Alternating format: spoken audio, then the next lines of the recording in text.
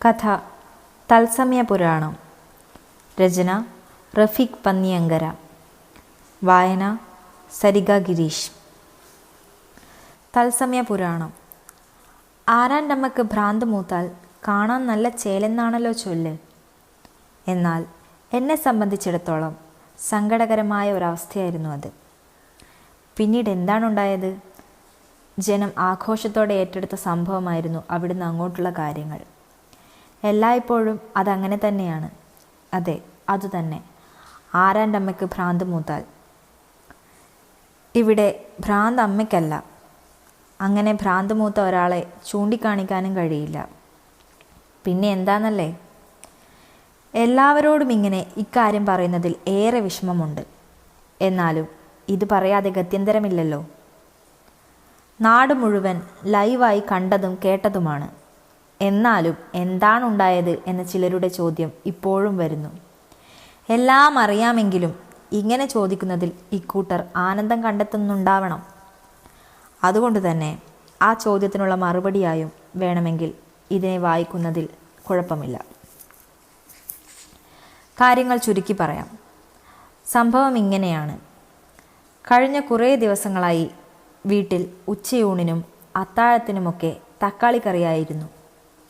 മീനും ഇറച്ചിയുമൊക്കെ വാങ്ങാൻ ആഗ്രഹമില്ലാഞ്ഞിട്ടല്ല, പൊന്നും വില കൊടുത്ത് അത് വാങ്ങാനുള്ള സാമ്പത്തിക ശേഷി തൽക്കാലമില്ലാത്തോണ്ടാണ്.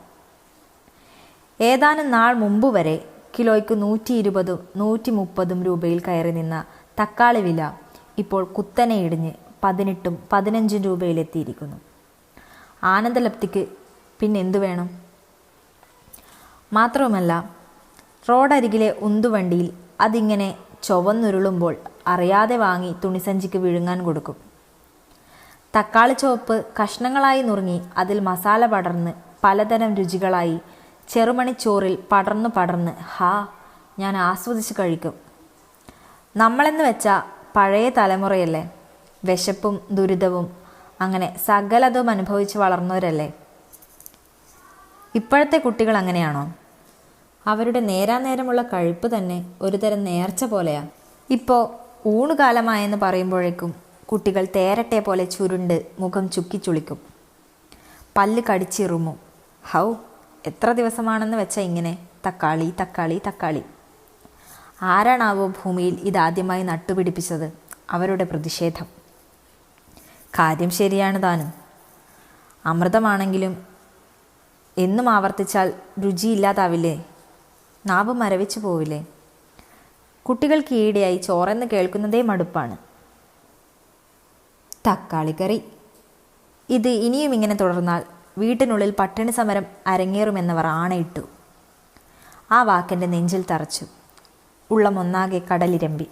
ആണി ഇളകിയ തക്കാളിപ്പെട്ടിക്ക് മുകളിൽ കയറി നിന്ന പോലെ ഞാൻ ഉലഞ്ഞു. അവരെൻ്റെ മക്കളല്ലേ, പറഞ്ഞതുപോലെ ചെയ്തു കളയും.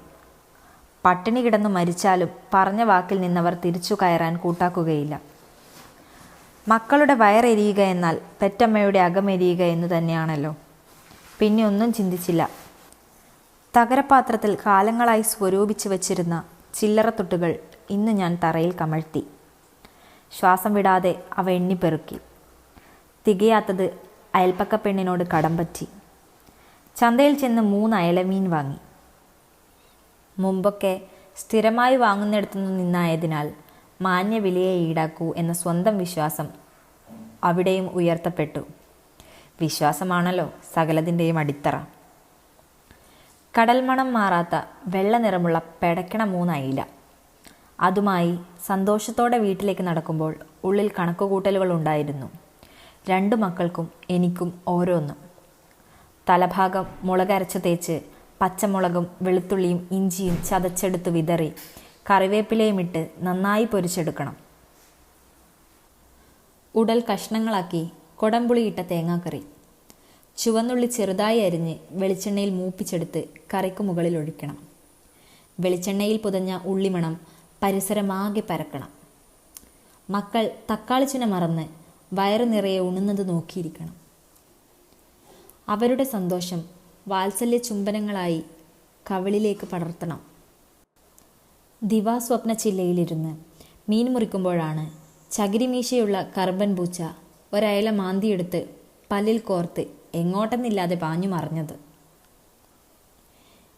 ഇതൊന്നും അറിയാത്ത ഭാവത്തോടെ പാത്രത്തിലെ 2 മീനുകൾ കണ്ണും തുറന്ന് കിടത്തം തുടർന്നു. ഈ കറുമ്പനെ കൊണ്ടുള്ള ശല്യം ചില്ലറയൊന്നുമല്ല. അതീ ഭൂമിയിൽ എന്നെ മാത്രം ശല്യം ചെയ്യാനും ഉപദ്രവിക്കാനുമായി പിറവിയെടുത്ത അസുരജന്മം തന്നെ. ഒടേ തമ്പുരാനെ, ഒരു പൂച്ചയാണോ ഈ പ്രാകുന്നേ എന്നായിരിക്കും എല്ലാവരുടെയും സംശയം. ആ ജന്തുവിനെ ഓമനിച്ച് വളർത്തുന്ന മാനിനെക്കുറിച്ചറിഞ്ഞാൽ ആരും ഇങ്ങനെ ചോദിക്കില്ല. പൂച്ചയ്ക്ക് അതിനായി മാത്രം പ്രത്യേക പരിശീലനം കൊടുക്കണുണ്ടോ എന്നുപോലും ഞാനിപ്പോൾ സംശയിക്കുന്നു. കഴിഞ്ഞ കുറേ കാലമായി നമുക്കിടയിൽ വെലസി നടക്കുന്ന വാർഡ് മെമ്പറാണ് ആ മാന്യൻ. മെമ്പറെക്കുറിച്ച് ഇങ്ങനെ പറയാൻ കാരണം എന്തെന്നായിരിക്കും. എൻ്റെ വിധവാ പെൻഷൻ കിട്ടാതാവാൻ കാരണം ഇവൻ്റെ ഇടങ്കോല. മക്കളുടെ വിദ്യാഭ്യാസ ലോണും ഈ രാവണൻ മുടക്കി. എന്നോടിവന് ഇത്രമാത്രം ശത്രുത വരാൻ എന്തു കാരണമെന്നാണ് ഞാൻ ആലോചിക്കണത്. എന്നാലും അവൻ പല വഴി മുടക്കിയതൊക്കെ അവിടെയുള്ള ചില ആൺ പെൺ ചുണക്കുട്ടികൾ ഇടപെട്ട് ശരിയാക്കി തരാൻ നേറ്റിട്ടുണ്ട്. പറഞ്ഞു പറഞ്ഞ് കറുമ്പൻ പൂച്ചയും അയലയും കാട് കയറിയല്ലോ. എൻ്റെ സങ്കടം മലവെള്ളം പോലെ കുത്തിയൊലിക്കുന്നു. കഴിയുന്നത്ര പിടിച്ചു വച്ചിട്ടും കരച്ചിലടക്കാൻ കഴിഞ്ഞില്ല. ഞാനെങ്ങനെ കരയാതിരിക്കും? ആശ വെച്ച് ഞാൻ വാങ്ങിയ മീനുകളിലൊന്നല്ലേ കറുമ്പൻ പൂച്ച റാഞ്ചിയിരിക്കുന്നത്. തുടർന്നുള്ള സംഭവങ്ങളൊന്നും കാണാതിരിക്കാൻ വേണ്ടിയാവണം പാത്രത്തിലെ മീനുകൾ പൊടുന്നനെ കണ്ണുകൾ മുറുകെ അടച്ചു. ഇത്തിരി ആർന്ന വെള്ളത്തിൽ തല മുക്കിയൊതുക്കി. ഒരുപക്ഷെ അവ കടൽ ദൈവങ്ങളുടെ നാമം സ്മരിച്ച് പ്രാർത്ഥനയിലായിരിക്കും. എൻ്റെ അലറിക്കരച്ചിൽ കേട്ട് അയൽപ്പക്കത്തുള്ളവർ എൻ്റെ മീൻപാത്രത്തിലേക്ക് ഒഴുകി. അവർ വീട്ടുപരിസരത്ത് തളം കെട്ടി നിന്നു. എന്നെയും എൻ്റെ വീടിനെയും ബാക്കിയുള്ള മീനുകളെയും വിഴുങ്ങാനുള്ള ഭാവത്തിലവർ വെയിൽ പരന്ന ഇത്തിരി മുറ്റത്ത് നിലയുറപ്പിച്ചു. മെമ്പറുടെ പൂച്ചയാണോ മീൻ കൊണ്ടുപോയത്? അവനെ വെറുതെ വിടരുത്. കൂട്ടത്തിൽ ചിലർ പല്ലിറുമുന്നു. ആരെയാണ് വിടാതിരിക്കേണ്ടത്? മെമ്പറെയോ പൂച്ചയോ? ചിലരതിൽ തമാശ കണ്ടെത്തി. മെമ്പറുടെ മനസ്സിലൊരുപ്പ് എനിക്കറിയാം. അയാളുടെ കോഴിത്തരം എൻ്റെ അടുത്തും വേവിക്കാൻ നോക്കിയതാ. അതിന് നിന്നു കൊടുക്കാത്തതിൻ്റെ കലിപ്പ് പല വഴിക്കും അയാൾ തോണ്ടിക്കൊണ്ടേയിരിക്കും. കറണ്ടടിച്ചു മരിച്ചുപോയ ലൈൻമാൻ രാമചന്ദ്രൻ്റെ കെട്ടിയോള് ശ്യാമളയാണ് അതും പറഞ്ഞ് മെമ്പറുടെ മുഖത്തേക്കെന്ന പോലെ എൻ്റെ മുറ്റത്തേക്ക് കാർക്കിച്ചു തുപ്പുന്നത്. ശ്യാമളയുടെ കാര്യം പറയുവാണേൽ ആരും ഒന്ന് നോക്കിപ്പോവും. അവളീ കൂരാനിത്തുമ്പ ദേശത്തെ അപ്സരസല്ലേ. അതുപോലാണോ ജീവിതത്തിൻ്റെ ഊടുവഴികളിലൂടെ പരക്കം പാഞ്ഞ് മുഖം കറുവാളിച്ചു പോയ ഈയുള്ളോള്? ഈ അവസ്ഥയിലും അവളുടെ വർത്തമാനം കേട്ട് ഉള്ളിൽ ചിരി പൊന്തുകയാണ്. കാര്യങ്ങൾ കേട്ടറിഞ്ഞ് കൂടുതൽ ആളുകൾ എൻ്റെ വീട്ടുമുറ്റത്തേക്ക് എത്തിക്കൊണ്ടിരുന്നു. നഷ്ടപ്പെട്ട മീനും കറുമ്പൻ പൂച്ചയും പിന്നെ ഈ ഞാനും. ആളുകളുടെ അടക്കിപ്പിടിച്ച സംസാരത്തിൽ അമർഷം തിളയ്ക്കുന്നുണ്ട്. ചുണ്ടുകളും കാതുകളും മറിഞ്ഞു മറിഞ്ഞ് സംഭവം കടലും 7 ആകാശവും കടന്നെന്ന് തോന്നുന്നു. എത്ര പെട്ടെന്നാണ് കാര്യങ്ങൾ എല്ലാ അതിരുവേലിയും പൊട്ടിച്ചു കളഞ്ഞ് മുന്നോട്ട് കുതിച്ചത്. ചാനൽ മൈക്കും ക്യാമറ തെളിച്ചവും എൻ്റെ വീട്ടുവഴി അന്വേഷിച്ച് കണ്ടെത്തി. മെമ്പറുടെ പൂച്ച മെമ്പറേക്കാൾ പ്രശസ്തനായി. ചാനൽ പ്രവർത്തകർ വീടിനെ വലം വയ്ക്കുന്നു. അവർ ക്യാമറ ചുറ്റിപ്പിടിച്ച് വീട്ടിനുള്ളിലൂടെ നീന്തുന്നു. അടുക്കള വഴി നനയാതെ പുറത്തിറങ്ങുന്നു. മീൻ നഷ്ടപ്പെട്ടവളുടെ നിസ്സഹായത, അതും നാടിനത്താണിയാവേണ്ട ഒരു മെമ്പറുടെ ശ്രദ്ധക്കുറവിനാൽ അയാളുടെ വളർത്തുപൂച്ച പരിസരത്ത് വരുത്തി തീർക്കുന്ന അസ്വസ്ഥതകൾ ചർച്ച ചെയ്യപ്പെട്ടു. കറുമ്പൻ പൂച്ച പരിസരത്തെ വേറെയും ചില വീടുകളിൽ മുമ്പും സമാനമായ കുൽസിത പ്രവർത്തനങ്ങളിൽ ഏർപ്പെട്ടിരുന്നതായി അനുഭവസ്ഥർ സാക്ഷ്യം പറഞ്ഞു. അവന് തല്ലി കിട്ടാത്തതിൻ്റെ കഴപ്പാ എന്ന് വാക്കിൻ്റെ അറ്റത്തവർ തുന്നിച്ചേർത്തു. ആർക്കാണ് അടിയുടെ കുറവ്? ലൈൻമാൻ്റെ കെട്ടിയോളെ നോക്കി അന്നേരവും ചിലരുടെ കുനിഷ്ഠ ചോദ്യം അവിടെ ഉയർന്നു. അല്ലെങ്കിലും മെമ്പറുടെ പത്തി അമരാൻ പാകത്തിലൊരടി. അതിനായി ഒരു കാരണം കണ്ടെത്താൻ കാത്തിരിക്കുന്ന പോലെയായിരുന്നു ചിലരുടെ പ്രതികരണങ്ങളും സമീപനവും. തക്കാളി മടുപ്പിൽ നിന്നും മീൻ രുചി കൊതിച്ച കുട്ടികൾ നാടിൻ്റെ നൊമ്പരമാകുന്നു. ഒരു വാർഡ് മെമ്പറുടെ ഉദാസീനത ചോദ്യം ചെയ്യപ്പെടുന്നു. കറുമ്പൻ പൂച്ചയുടെ ചെയ്തികൾ. ഉത്തരവാദി മെമ്പറോ? ലൈവ് ചർച്ചകൾ മീൻമടം പോലെ പരന്നൊഴുകി. മക്കളുടെ വിശപ്പ് ഓർമ്മയിൽ തെളിഞ്ഞപ്പോൾ കറുമ്പൻ പൂച്ച കൊണ്ടുപോയതിൻ്റെ ബാക്കി മീനെടുത്ത് കറിവെക്കുന്ന കാര്യം ആലോചിച്ച് അത് തെരഞ്ഞു. പാത്രം ശൂന്യം. മിച്ചമുള്ള 2 അയല ഇക്കാണുന്ന പുരുഷാരത്തിന് മധ്യേ നിന്നും കാണാതായിരിക്കുന്നു. അതെവിടെ പോയി? കറുമ്പൻ പൂച്ച പിന്നീട് അതുവഴി വന്നിട്ടേയില്ല. പാണ്ടം പട്ടിയോ ചാവാലി കൈസറോ ഇതൊന്നും അറിഞ്ഞിട്ടുമില്ല. എങ്കിൽ ശേഷിച്ച അയലയുടെ തിരോധാനം? അതിനാറ് മറുപടി പറയും? അതൊരു ചോദ്യം തന്നെയാണ്. ക്യാമറ തെളിച്ചവും മൈക്കിൻ്റെ തള്ളിച്ചയും എൻ്റെ കൺമുമ്പിൽ തേനീച്ചക്കൂട്ടത്തിൻ്റെ മൂളക്കമായി. ബാക്കിയുള്ള മീൻ കാണാത്തതിനാൽ മുമ്പേ ഞാൻ 3 അയല വാങ്ങിയിരുന്നോ എന്ന ചോദ്യമാണവർ ഇപ്പോൾ മൈക്ക് കൊണ്ട് ചങ്കിൽ കുത്തുന്നത്. വാർത്ത വിതയ്ക്കുന്നവരിൽ മെമ്പർ പക്ഷവും കാണാതിരിക്കില്ലല്ലോ. തികച്ചും സ്വാഭാവികമായ സംശയം എന്ന പോലെയാണ് ഇക്കാര്യം അവർ അവതരിപ്പിക്കുന്നത്. സത്യത്തിൽ എന്താണ് ഉണ്ടായതെന്ന് പറയാൻ എനിക്കും ഇപ്പോൾ കഴിയുന്നില്ല. ലൈവ് കാഴ്ചയുടെ റിമോട്ടും പിടിച്ചിരിക്കുന്നവർ ഇരു ചേരികളായി കലമ്പി. സൈബർ പോരാളികൾ സജീവമായിരിക്കുന്നു. അങ്ങനെയൊന്ന് ആരോ പറയുന്നത് കേട്ടു. അതെന്താണെന്ന് എനിക്ക് മനസ്സിലായില്ല. ശ്യാമളയാണ് എന്താണ് സൈബർ എന്ന് മനസ്സിലാക്കി തന്നത്. അവൾ എൻ്റെ കാതോരം വന്ന് കുശുകുശുത്തത് എന്താണെന്നറിയാൻ ചിലർ മൂക്കും ചെവിയും വിടർത്തി നിരാശരായി. അതെ, എൻ്റെ മീൻ ദുഃഖം വെറും കെട്ടുകഥയെന്ന് സൈബർ ഇടങ്ങളിൽ പോസ്റ്റായി പ്രളയപ്പെടുന്നുണ്ടത്രേ. മെമ്പറുടെ സൽപ്പേരിന് മുകളിൽ കരി വാരിത്തേക്കാനുള്ള നീചശ്രമമാണിതെന്ന് പല കോണുകളിൽ നിന്നും അഭിപ്രായമുയർന്നു. അതിൽ ലൈക്കുകളും കമൻറ്റുകളും പെരുകി. മീൻ രുചിയിൽ ഭക്ഷണം മോഹിച്ച കുടുംബത്തെ മാധ്യമ വിചാരണ ചെയ്യരുതെന്നും മെമ്പറുടെ താൻ പോരിമ അവസാനിപ്പിക്കണമെന്നും പോസ്റ്റുകൾ തലങ്ങും വിലങ്ങും നിവരാൻ തുടങ്ങി. 3 അയലയും എൻ്റെ കുട്ടികളും ഹാഷ്ടാഗായി.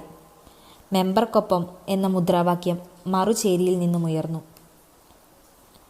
അയല വിഷയത്തിൽ കുടുംബിനിക്ക് നീതി ലഭിക്കണം, മെമ്പർ സ്വന്തം പൂച്ചയെ വീടിനുള്ളിൽ അടച്ചിടണം എന്നും, അതല്ല ഇക്കാര്യം മുഖവിലേക്ക് എടുക്കുന്നില്ലെങ്കിൽ തെരുവിലിറങ്ങുമെന്നും ജനജീവിതം സ്തംഭിപ്പിക്കുമെന്നും ഏതൊക്കെയോ പ്രൊഫൈലുകൾ വിളംബരം ചെയ്തു. നഷ്ടപ്പെട്ട എൻ്റെ മീൻ ചില ഫേസ്ബുക്ക് വാളുകളിൽ കവിതകളായി പുനർജനിച്ച് വാലും ചെകിളയും ഇളക്കി. ഇക്കാര്യത്തിൽ എന്താണ് മെമ്പറുടെ പ്രതികരണം? ചില റിപ്പോർട്ടർമാർ സ്വന്തം ചാനലിന് മാത്രം വേറിട്ട വിവരം ലഭിക്കാനായി അതീവ രഹസ്യമായി മെമ്പറെ തെരഞ്ഞു.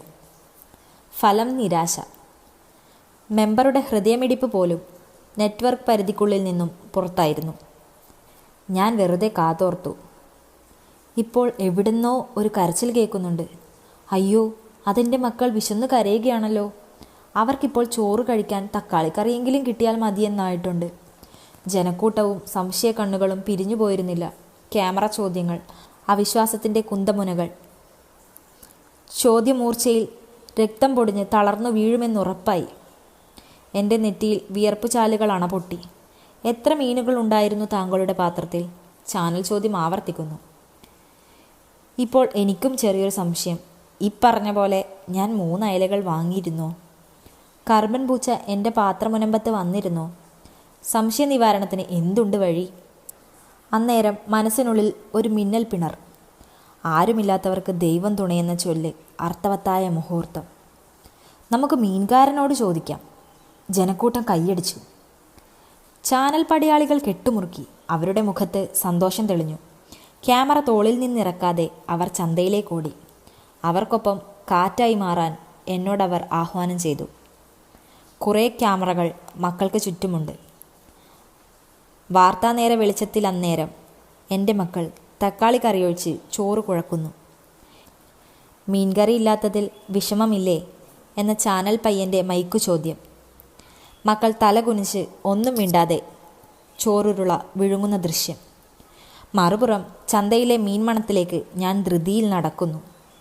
മീൻകാരൻ കവലയിലെ ആൽമരത്തണുപ്പിൽ പീടി പുകച്ച് ഇരിക്കുകയാണ്. ഇപ്പോൾ മീൻകാരന് ചുറ്റും മൈക്കും ക്യാമറയുമുണ്ട്. അയാളുടെ മുഖത്ത് കൗതുകവും അമ്പരപ്പും സന്തോഷവും മിന്നുന്നു. കുറ്റിബീടി ദൂരെ എറിഞ്ഞ് അയാൾ ജിജ്ഞാസാചിത്തനായി.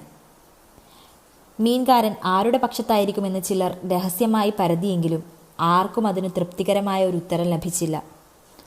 ചില റിപ്പോർട്ടർമാർ മെമ്പറെ ടെലിഫോൺ ലൈനിൽ ലഭിക്കുന്നതിനായുള്ള ശ്രമങ്ങൾ തുടരുന്നുണ്ട്.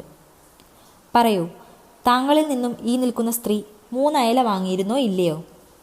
ചോദ്യം മീൻകാരനോടാണ്. നാടൊന്നാകെ വാർത്താപേടകത്തിന് മുമ്പിൽ അയാളുടെ വാക്കുകൾക്കായി ചെവി തുറന്നു വെച്ചു. മീൻകാരൻ എൻ്റെ കണ്ണിലേക്കും ചുറ്റുമുള്ള ക്യാമറ മുഖത്തേക്കും മൈക്കിലേക്കും മാറി മാറി നോക്കുന്നു. ഞാനതിന് ഇന്ന് മീൻ വിറ്റിരുന്നോ? എനിക്കോർമ്മയില്ല. എൻ്റെ സംശയം ഞാനെവിടെ പോയി തീർക്കും? ആരോട് ചോദിക്കും? ക്യാമറയ്ക്കു പിറകിലൊട്ടിയ കണ്ണുകളിൽ അന്ധാളിപ്പ് പടർന്നു. അപ്പുറത്തെ തട്ടിൽ മീൻ കൂട്ടിയിട്ടിരിക്കുന്നു. അതിനു മുമ്പിലിരുന്നൊരാൾ കൂയ് പെടക്കണ മീനേ എന്ന് തൊണ്ട പൊട്ടുന്ന ഒച്ചയിൽ. ഒരു ക്യാമറ അത് ഫോക്കസ് ചെയ്യുന്നുണ്ട്. ഞാൻ അന്നേരം ആ പൊരിവെയിലിൽ ഒറ്റപ്പെട്ടവളെ പോലെ ചുരുങ്ങി. ക്യാമറയും തൂക്കിപ്പിടിച്ച് അവർ മീൻകാരന് ചുറ്റും ഈച്ചകളായി. മീൻകാരൻ ചോദ്യം ആവർത്തിക്കുന്നു. പറയൂ, ഞാൻ എവിടെ പോകും? ഞാൻ ആരോട് ചോദിക്കും? ചാനൽ പട മീൻകാരൻ്റെ സമീപത്ത് നിന്നും പെട്ടെന്ന് പിൻവലിയുന്ന ലക്ഷണമില്ല. ഞാനിപ്പോൾ ക്യാമറ അകമ്പടിയില്ലാതെ തിരിച്ചു നടക്കുകയാണ്. എന്നെ വഴിയിൽ ഉപേക്ഷിച്ച ക്യാമറാധാരികളുടെ ചുണ്ടിൻ മറവിൽ നിന്നും നീളമുള്ള പല്ലുകൾ മുളച്ചു വരുന്നതും അവ പുറത്തേക്ക് നീട്ടി പേടിപ്പെടുത്തുന്നൊരു ചിരി വിളങ്ങുന്നതും ഒരു തിരിഞ്ഞു നോട്ടത്തിൽ ഞാൻ ശരിക്കും കണ്ടു. എൻ്റെ ഉള്ളൊന്ന് പിടഞ്ഞു. അങ്ങോട്ട് വീണ്ടും കൺമടക്കം നടത്താൻ ധൈര്യം വന്നില്ല. വിയർപ്പിൽ മുങ്ങിയ നടത്തത്തിന് വേഗം കൂട്ടുന്നേരം ക്യാമറ കണ്ണുകൾക്ക് നടുവിൽ ചോദ്യപ്പിടച്ചിലുമായി നിൽക്കുന്ന മീൻകാരൻ്റെ അന്നേരത്തെ അവസ്ഥയാണ് എന്നെ ഏറെ സങ്കടപ്പെടുത്തിയത്. നന്ദി.